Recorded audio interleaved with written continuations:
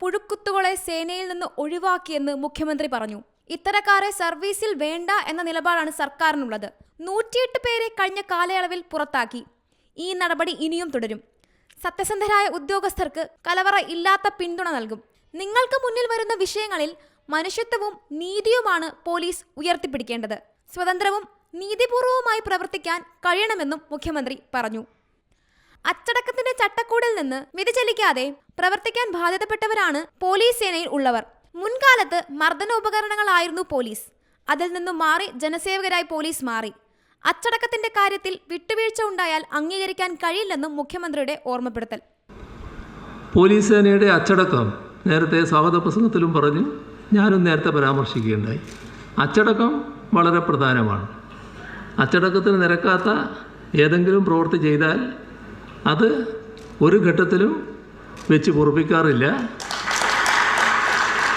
അതുമായി ബന്ധപ്പെട്ട നടപടികൾ പ്രത്യേകമായി ഉണ്ടാവുകയും ചെയ്യും. ഏതെങ്കിലും അച്ചടക്കത്തിന് നിരക്കാത്ത പ്രവൃത്തി കണ്ട് എനക്കും ഇങ്ങനെ ആയിക്കളയാം എന്ന് ആരും ധരിച്ചേക്കരുത്. അതിൻ്റെ ഫലം തിക്തമായിരിക്കും എന്നുകൂടി ഓർമ്മ വേണം. അതേസമയം പോലീസ് അസോസിയേഷൻ പരിപാടിക്ക് ശേഷം മാധ്യമങ്ങളെ കണ്ട MR അജിത് കുമാർ ഒറ്റവാക്കിൽ ആരോപണങ്ങൾക്ക് മറുപടി നൽകി. തനിക്കെതിരെ ഉയർന്ന ആരോപണങ്ങളിൽ മുഖ്യമന്ത്രിക്കും DGPക്കും കത്ത് നൽകിയിട്ടുണ്ട്. അന്വേഷണം നടക്കും എന്നായിരുന്നു മറുപടി. എനിക്ക് അഗൻസ്റ്റ് റേസ് ചെയ്തിട്ടുള്ള എല്ലാ ആരോപണങ്ങളുടെയും നിജസ്ഥിതി മനസ്സിലാക്കി സർക്കാർ സംവിധാനങ്ങൾ ഉപയോഗിച്ച് അന്വേഷിക്കാനായിട്ട് ഞാൻ കത്ത് ബഹുമാനപ്പെട്ട മുഖ്യമന്ത്രിക്കും ബഹുമാനപ്പെട്ട DGPക്കും ഉണ്ട്. അവരന്വേഷിക്കട്ടെ. അതിനിടെ ഇന്നും PV Anwar MLA MR Ajith കുമാറിനെതിരെ ഗുരുതര ആരോപണങ്ങളുമായി രംഗത്ത് വന്നു. സോളാർ കേസ് അട്ടിമറിച്ചതിനെ കുറിച്ച് ഒരു പോലീസ് ഉദ്യോഗസ്ഥന്റെ വെളിപ്പെടുത്തൽ ഓഡിയോയാണ് MLA പുറത്തുവിട്ടത്. കേസ് അട്ടിമറിച്ചതിൽ പ്രധാന ഉത്തരവാദി MR അജിത് കുമാർ ആണെന്ന് MLA ആരോപിക്കുന്നു. MR അജിത് കുമാർ തിരുവനന്തപുരത്ത് കവടിയാറിൽ വലിയൊരു കൊട്ടാരം പണിയുന്നുണ്ട്. കവടിയാറിൽ 12,000 മുതൽ 15,000 ചതുരശ്ര അടി വിസ്തീർണമുള്ള വീടാണ് അജിത് കുമാർ പണിയുന്നത്.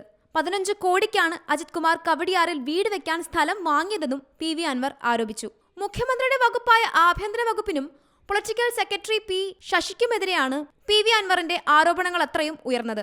ADGP MR അജിത് കുമാറിനെതിരെ ഉയർന്നത് അതീവ ഗൗരവത്തിലുള്ള ആരോപണങ്ങൾ. PV അൻവറിന്റെ വിമർശനം മുഖ്യമന്ത്രിയുടെ ഓഫീസിലേക്ക് നീണ്ടതോടെ പാർട്ടി പ്രതിരോധത്തിലായിരുന്നു. പൊളിറ്റിക്കൽ സെക്രട്ടറിയെയും ADGPയെയും മുഖ്യമന്ത്രി വിശ്വസിച്ചാണ് ചുമതലകൾ ഏൽപ്പിച്ചതെന്നും അത് കൃത്യമായി ചെയ്തില്ലെന്നായിരുന്നു PV അൻവറിന്റെ വിമർശനം. MR അജിത് കുമാർ കൊലപാതകം ചെയ്യിപ്പിച്ചിട്ടുണ്ടെന്നും ദാവൂദ് ഇബ്രാഹിമിനെ റോൾ മോഡലാക്കിയ നൊട്ടോറിയസ് ക്രിമിനലാണ് അദ്ദേഹമെന്നും PV അൻവർ പറഞ്ഞിരുന്നു. മന്ത്രിമാരുടേതടക്കം രാഷ്ട്രീയ നേതാക്കളുടെയും മാധ്യമ പ്രവർത്തകരുടെയും ഫോൺ കോളുകൾ അജിത് കുമാറിന്റെ നേതൃത്വത്തിൽ ചോർത്തുന്നുണ്ടെന്നും PV അൻവർ ആരോപിച്ചിരുന്നു. മലപ്പുറം, കോട്ടയം ബ്യൂറോകൾക്കൊപ്പം സി മലയാളം ന്യൂസ്, തിരുവനന്തപുരം.